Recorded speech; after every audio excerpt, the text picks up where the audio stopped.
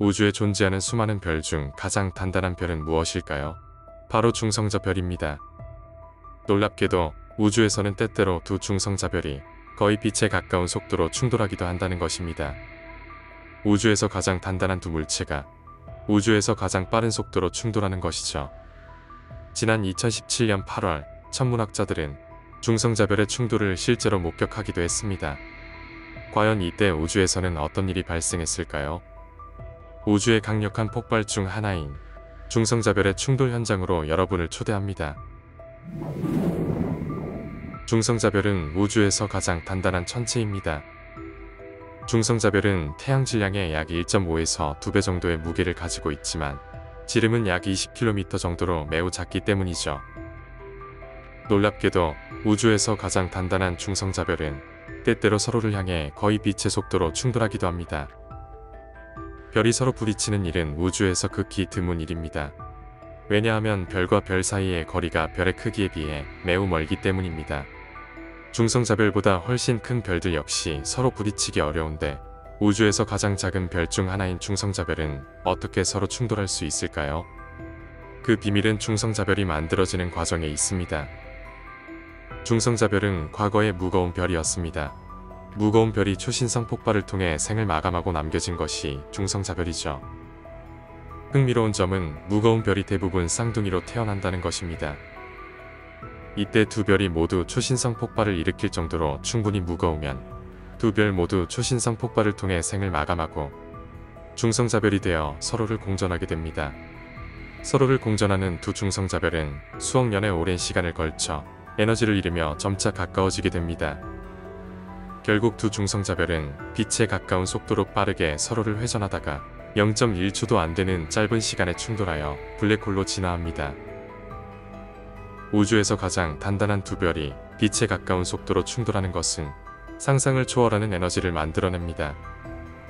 특히 중성자별의 충돌은 강력한 중력파를 만들어내죠.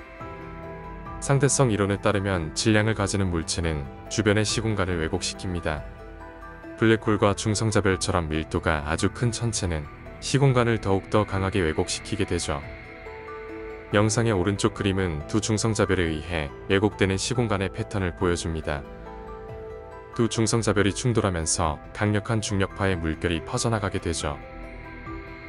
두 중성자별이 충돌하여 중력파가 방출됨과 동시에 두 별의 회전축을 따라 강력한 감마선 빔이 방출됩니다. 이것을 감마선 폭발이라 합니다. 두 중성자별이 부딪히며 생기는 감마선 폭발은 약 2초도 안 되는 짧은 시간 동안 좁은 빔 형태로 발사됩니다. 아주 찰나의 순간이지만 이때 발사되는 감마선 빔에는 태양이 평생 내는 에너지에 맞먹는 양의 에너지가 담겨 있습니다. 감마선 빔이 방출된 직후 강력한 폭발의 섬광이 발생합니다. 이 폭발은 초신성, 즉 슈퍼노바가 아니라 킬로노바라 합니다. 이때 수많은 중성자가 원자에 포획되며 무거운 원소들이 만들어집니다. 흥미롭게도 우주에 존재하는 금의 대부분은 바로 두 중성자별이 충돌하며 발생하는 킬로노바 과정에서 만들어졌다는 것입니다. 중성자별의 충돌이 바로 우주가 금을 만드는 방식입니다. 지난 2017년 8월 17일 인류는 처음으로 중성자별이 서로 충돌하는 순간을 포착합니다. 한국 시간으로 오후 9시 41분 레이저 간섭계 중력파 관측소 라이고는 우주에서 발생한 중력파를 감지합니다.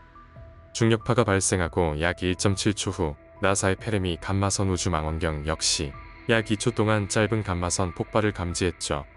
중력파와 감마선 폭발은 분명히 같은 사건으로부터 비롯된 것이었습니다. 하지만 두 관측만으로는 정확히 하늘의 어떤 지점에서 중성자별이 충돌한 것인지 알기 어려웠습니다. 이후 중력파와 감마선 폭발을 감지한 소식이 즉각적으로 전 세계의 천문대에 알려지게 됩니다. 천문학자들은 킬로노바의 순간을 포착하기 위해 수많은 망원경을 총동원해 중력파가 발생한 하늘의 영역을 샅샅이 관측하기 시작합니다. 중력파가 발생하고 약 11시간 뒤 NGC 4993 은하에서 급격하게 밝아지는 킬로노바 폭발의 섬광이 포착됩니다. 이 킬로노바의 순간을 관측하기 위해 나사의 허블, 스위프트, 찬드라, 스피처 등 각종 우주망원경은 물론 지상의 수많은 망원경이 모두 출동하였죠. 중력파 감지 후 약 15시간 뒤 스위프트 우주망원경은 두 중성자별이 충돌한 지점에서 자외선의 빛이 밝아지는 것을 포착합니다. 이 빛은 약 12일이 지난 8월 29일에는 찾아볼 수 없었죠.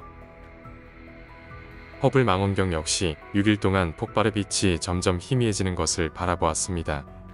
중력파 감지 후 약 9일 뒤 찬드라 우주 망원경은 폭발이 발생한 지점에서 X선의 빛이 밝아지는 것을 감지할 수 있었죠.